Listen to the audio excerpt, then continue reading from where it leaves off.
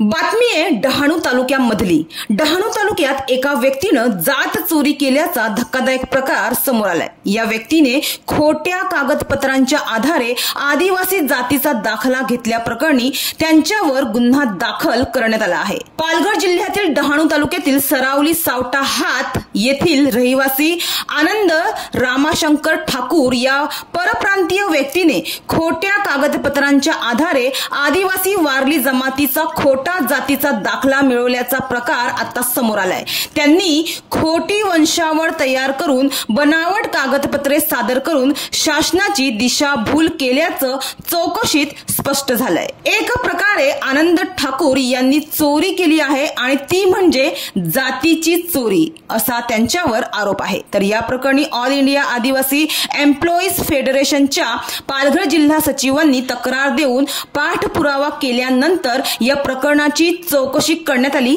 दरम्यान संयुक्त आदिवासी संरक्षण समिती अंतर्गत पालघर जिल्ह्यातील विविध सामाजिक व राजकीय आदिवासी संघटनांच्या पदाधिकाऱ्यांनी तहसीलदारांसमोर या प्रकाराला जोरदार विरोध दर्शवून आक्रमक भूमिका घेतली। आदिवासी समाजामध्ये बहुतेक लोक आपल्या भागामध्ये आपल्या पालघर जिल्ह्यामध्ये परप्रांतीय लोक येऊन त्या लोकांनी आपल्या लोकांबरोबर संबंध जोडून बोगस सर्टिफिकेट मिळवलेले आहेत आणि ह्याचा परिणाम असा होतो की आपल्या समाजामध्ये जे पूर्ण नवीन शिकतात ह्या लोकांना पूर्ण नोकरीचा प्रश्न, घराचा प्रश्न, इतर प्रश्न निर्माण झालेले आहेत। तर हा फार मोठा इश्यू आहे।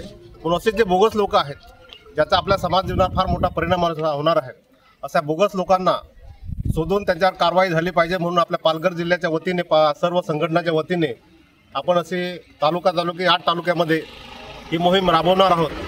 त्यासाठी आपल्या सर्व जिल्ह्यातील विविध संघटनांचे पदाधिकारी उपस्थित आहेत। ह्या सगळ्यांच्या वतीने मी असं जाहीर करतो की आपली लवकरात मोहीम त्यांच्याकडे हा माहिती मिळेल, त्याने हा संघटनेला किंवा जे आपले पदाधिकारी काम करतात त्यांच्याकडे माहिती द्यावी आणि आपल्याला ही मोहीम सक्सेस करण्यासाठी सहकार्य करावे ही विनंती। आज डहाणू तहसीलदार ऑफिस येथे बोगस आदिवासी संदर्भात आम्ही सर्व आलोय आणि ह्या निमित्ताने सर्व समाज बांधवांनी आपलं मनोगत व्यक्त केलेलं आहे। ह्या निमित्ताने बोगसांच्या निमित्ताने मला एकच सांगायचं आहे की चोरी ही कुठलीही चोरी हा गुन्हा आहे आणि जात चोरी हा अक्षम्य गुन्हा असावा असं मला वाटतंय।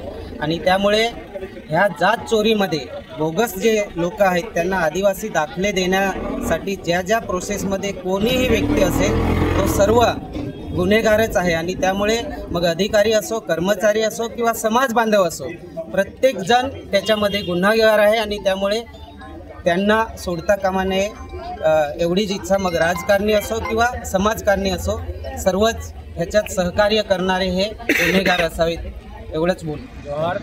बोगस आदिवासीचा प्रश्न बऱ्याच वर्षापासून प्रलंबित आहे। जवळजवळ 2 लाख बोगस आदिवासी आज सरकारी नोकरीत आहे, अधिशंक पद केलेलं आहे, त्यांना कुणालाही नोकरीवरून हटवलं जात नाही। आत्ताही हाऊसमध्ये प्रश्न झाला, त्यांना न हटवता आदिवासींना नवीन नोकऱ्या द्या अशा पद्धतीचं स्टेटमेंट हाऊसमध्ये झालं।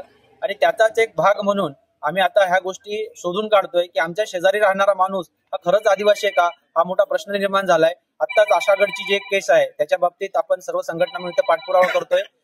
त्याचबरोबर बावडा येथील जे सरपंच आहेत किशोर कडू, हे ओबीसी समाजाचे आहेत, त्यांनी बोगस सर्टिफिकेट मिळवलेलं आहे आणि त्या आधारे त्या सरपंच झालेले आहेत। म्हणजे एक पिढी आमची बर्बाद होते एखादा बोगस जर तिथे घुसला, कारण त्यांची मुलं अशी पुढे ही पिढी चालतच राहणार आणि खरे जे आदिवासी आहेत त्यांना त्या आरक्षणाचा फायदा मिळत नाही। आणि म्हणून आज वेळी सगळ्या संघटना ह्या पालघर जिल्ह्यातल्या एकत्र आलेल्या आहेत आणि जेवढ्या केस आहेत आम्ही त्याचा फाइंड आउट करून त्याचा पूर्णतः शेवटपर्यंत निकाल लावणार आहोत। आणि त्यासाठी आजचं हे आमचं शिष्टमंडळ तहसीलदार साहेबांना भेटलेलं आहे आणि ह्याच्या पुढे जे पण बोगस असतील त्यांनी बाबतीत सावध राहावं, हे आता आम्ही पुढे चालू देणार नाही। ह्यासाठी आज संघटनेत पुनर्प्रण करतोय की आता बोगसांना थारा नाही। जोहार।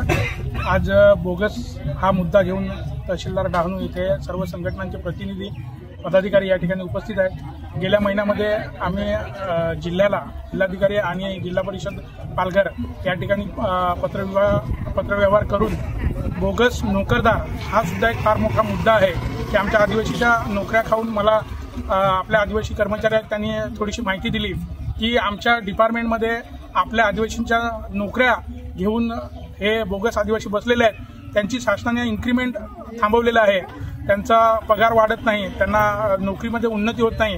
ह्या गोष्टी होत जरी असल्या तरी सरकारी वरिष्ठ अधिकारी आहेत त्यांच्याशी हात मिळवणी करून आज पण ते नोकरीवरती कायम आहेत। तर असे अधिकारी शोधण्याचं काम आम्ही चालू केलेलं आहे आणि हे सूक्ष्म रूपाने नाही तर येणाऱ्या ह्या 1-2 महिन्यामध्ये पूर्ण पालघर जिल्हाभर सगळ्या संघटना फक्त बोगस आदिवासी आणि बोगस नोकर भरती हा मुद्दा घेऊन पूर्ण संघटना पेटून उठतील आणि ह्याचं रूपांतर एका मोठ्या मोर्चामध्ये होऊन ज्या सरकारी अधिकाऱ्यांनी खोटे दाखले दिलेले आहेत, ज्या ग्रामपंचायत कर्मचाऱ्यांनी खोट्या घरपट्ट्या लावून पैसे घेऊन घरपट्ट्या लावून इतर जे बोगस आहेत त्यांना या पालघर जिल्ह्यामध्ये थारा दिलाय, त्या सर्वांचा शोध घेऊन आम्ही ह्या सगळ्या बोगस लोकांना जेलची हवा देऊ एवढंच सांगतो आणि सगळ्यांना जोहार। आदिवासी बोगस हा काही नवीन प्रश्न नाही। आदिवासी जातीमध्ये अनेक समाज घुसण्याचा प्रयत्न करतात। तसे आमच्या पालघर जिल्ह्यामध्ये अनेक सरकारी मोठे प्रोजेक्ट येतात आणि ते प्रोजेक्टवरती काम करण्यासाठी सरकारी अधिकाऱ्याची नेमणूक केली जाते आणि इथे जास्तीत जास्त पैसे देऊन येणारा समाज हा आदिवासी नाहीच, तर तो बोगस आदिवासी जो कोणी अधिकारी लागलेला असतो तोच मोस्टली इथे आहे। आणि त्याच्यामुळे मी तर म्हणेल की हे अधिकारीच असे बोगस सर्टिफिकेट लवकर देतात, कारण की ज्या व्यक्तीच्या ठाकूरच्या नावाने इथे बोगससाठी आम्ही जे आलो होतो त्याला एका दिवसामध्येच जातीचा दाखला इश्यू केलेला आहे। याचा अर्थ की त्याला जो पाठिंबा देण्यासाठी जे समाज आहे किंवा जे अधिकारी आहेत हे स्वतःच बोगस असण्याची शक्यता वर्तवली जाते। आज पालघर जिल्ह्यामध्ये अनेक बोगस जे सरकारी कर्मचारी असोत नाही तर अधिकारी असोत ह्यांचे आम्ही शोध मोहीम सुरू केली आहे सर्व संघटनांनी। आणि मी पालघर जिल्ह्यातील सर्व जे पेसा ग्रामपंचायत त्यांना विनंती करेन की जर ग्रामपंचायतने ठरवलं तर त्यांना माहिती असते की बाबा माझ्या शेजारी किंवा आमच्या गावामध्ये कोण कोण बोगस आहेत, किती परप्रांतीय आहेत। मुळात त्या ग्रामपंचायतमध्ये असलेल्या सर्व सदस्य आणि सरपंचाने त्यांनी मुळात ही मोहीम राबवायला पाहिजे होती, परंतु त्यांनी दुर्लक्ष केलेलं आहे। म्हणून आम्ही सर्व संघटना असे जेवढे बोगस आदिवासी असतील त्यांचा पर्दाफाश करणार आणि त्यांना प्रत्येकाला शिक्षा होईल यासाठी आम्ही प्रयत्न करणार आहोत। जय। या प्रकरणी ऑल इंडिया आदिवासी एम्प्लॉईज फेडरेशनचे सचिव अरुण धोडी यांनी दिनांक 7 फेब्रुवारी 2025 रोजी तहसील कार्यालयाकडे पत्राद्वारे तक्रार दाखल केली होती। या पत्राच्या अनुषंगाने तहसील कार्यालयाने चौकशी सुरू केली असता आनंद ठाकूर हे मूळचे हिंदू राजपूत असून परप्रांतीय असल्याचं निष्पन्न झालं। तसेच आनंद ठाकूर यांनी व त्यांच्या पत्नीनं ठाकूर हे आडनाव ठाकरे असे राजपत्राद्वारे बदलल्याचं सांगितले। त्यांच्या पत्नीचे माहेरचे नाव अनिता गणपत सापटा असून त्या आदिवासी वारली जमातीतील असल्याने आपल्या मुलाच्या भविष्यासाठी आनंद ठाकूर यांनी खोटी कागदपत्रे तयार केली। त्यांनी अस्तित्वातच नसलेल्या शासकीय आश्रमशाळा बापूगाव या नावानं शाळा सोडल्याचा बनावट दाखला मिळवून घेतला असून त्यात जातीचा उल्लेख हिंदू वारली असा आहे। हा दाखला आशागड येथील किरण डोंगरकर यांच्याकडून मिळवल्याचं निष्पन्न झालं आहे। त्यामुळे या पार्श्वभूमीवर डहाणूचे तहसीलदार यांनी डहाणू पोलीस ठाण्यात पत्र पाठवल्यानंतर आनंद ठाकूर व ज्यांनी आनंद ठाकूर यांच्या मुलाला शाळा सोडल्याचा बनावट दाखला मिळवून दिला त्या किरण डोंगरकरांविरुद्ध गुन्हा दाखल करण्यात आला आहे। डहाणूवरून अशरफ खान, विकास समाचार।